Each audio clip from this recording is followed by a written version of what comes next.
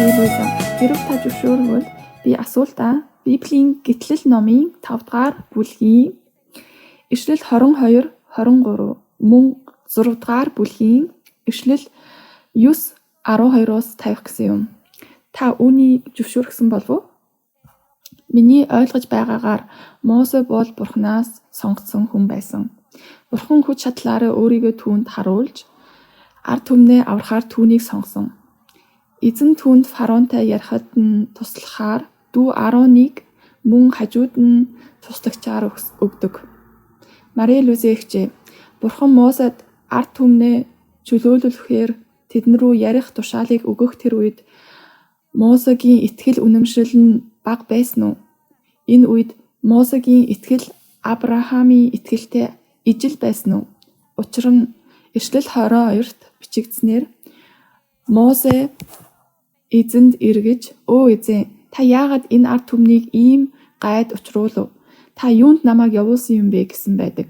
Тэгээд Ишлэл 6 дугаар бүлгийн 9-т Мосе үүнийг Израилийн хөвгүүдэд уламжилсан боловч тэд цөхөрсөн сүнс бас хэрцгий боолчлолын улмаас Мосег эс сонсов.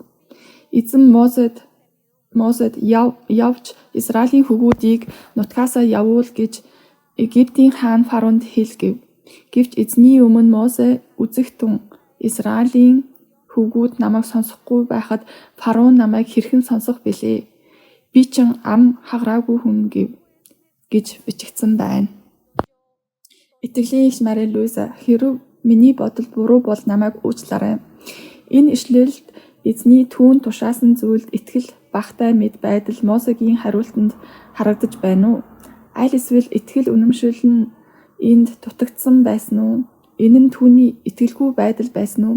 Эсвэл тэр яагаад ингэсэн бэ? Үгүй бол бурхан түүнд эдгээр тушаалуудыг өгөх үед тэр бурхан ард түмнээ аврах болно гэдэгт итгэхгүй байгаа мэд эзэнд яагаад эргэлдсэн байдлаар дахин асуусан юм бол?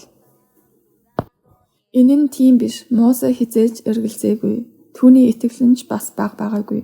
Бурхан өнөөдөр бидний дунд байдаг шигээ тэр цаг үед бурхан өөрийгөө хүмүүс ишжилж байгаагүй гэдгийг бид бодолцох хэрэгтэй. Өнөөдөр бурхан зүуд, үзэгдэл, иш үзүүлгээр дамжуулан өөрийгөө илчилдэг. Тиймээс өнөөдөр бид бурханы илчлэлтийг амьдралдаа танин мэддэг. Гэвч тэр үед тэдэнд эдгээрийн аль нь ч байгаагүй. Хүмүүсийн хиндэн ч бурхан зүуд өгдөггүй, хиндэн ч үзэгдэл байгаагүй. Мөн иш үзүүлгийг хинч хүлээн авч байгаагүй. Бурхан зөвхөн Мосед л ийм зүйлүүдийг харуулсан юм. Тийм учраас тэд Мосегийн үгийг сонсоогүй. Ард түмэн Мосегийн үгэнд итгээгүй, түүнийг хүлээн аваагүй юм. Мөн маш олуулаа нэг хүний эсрэг, нэг ёсондоо Мосегийн эсрэг байсан нь түүний зургийг мөхөөсөн юм. Учир нь Мосе бурхантай ийм туршлага хуримтлуулсан цорын ганц хүн байсан болохоор ард түмний дунд хинэн ч бурханаас ишлэлтийг аваагүй байсан. Египтийн хаан фараон ч бүрч үгүй. Тийм учраас бурхан Мосед "Миний ард түмэн Израилийг энэ нутгаас гарга. Би тэдэнд ялалтыг өгч би тэд нарыг ивэх болно" гэж хэлэх үед Мосе энэ нь дараагийн өдөр, магадгүй дараагийн 7 хоногт тохиох байх гэж бодож байсан юм.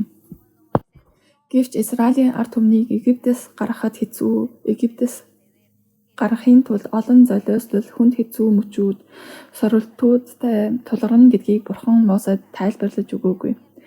Бурхан Мосед ингэж хэлээгүй. Тиймээс Мосе зүгээр л амархан яриад тэгээд тэднийг тэндээс гарах чинь гэж л бодсон.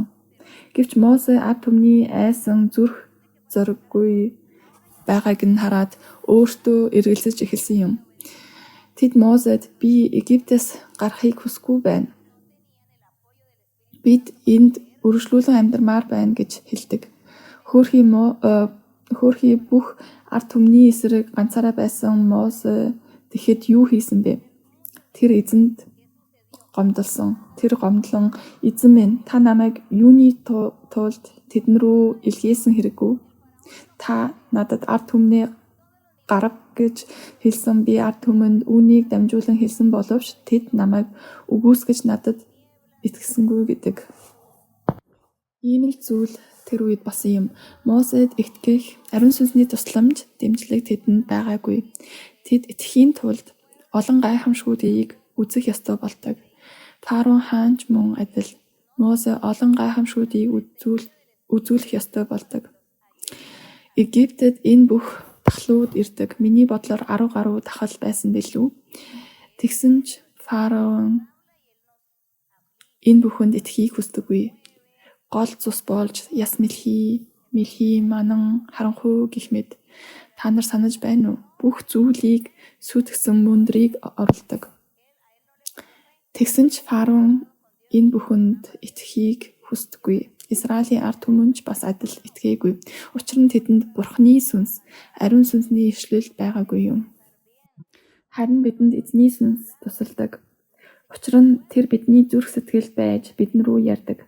Тэр биднийг баярлуулж бидний сэтгэл зүрхэнд хүрч биднийг өөрчилдөг. Тэгээд бид эзэнд итгэдэг. Харин эрт цаг үед тийм байгаагүй. Тиймээс Мосег итгэлгүй байсан эсвэл тэр бурханд эргэлзсэн гэж хэлж болохгүй юм. Тэр зөвхөн яах бол би яаж ганцаараа Фараонтай ярих билээ? Би өөрийгөө ч сайн илэрхийлж чаддаггүй би шүү дээ. Би чадахгүй нэ эзэн гэж л тэр хэлсэн юм. Хүний зүгээс харвал энэ нь хийж чадамгүй зүйл. Гэвч бурхан түүний дүү Ароноор дамжуулан Мосед тусалдаг. Юутай ч эзний төлөвлөгөө биелүүлж бурхан Израильчүүдийг Египтээс гаргах амлалтаа биелүүлдэг. Харин бид Мосе итгэлгүй байсан гэж хэлж болохгүй юм. Бурхан өөртөө л ярьж байгааг тэр мэдэж байсан. Харин энэ Израильчууд болон Фараон шиг эдгээр үл итгэгч тэрслүү хүмүүсийг итгүүлэх нь боломжгүй гэдгийг тэр мэдэж байсан юм. Тэр үүнийг мэдэж байсан.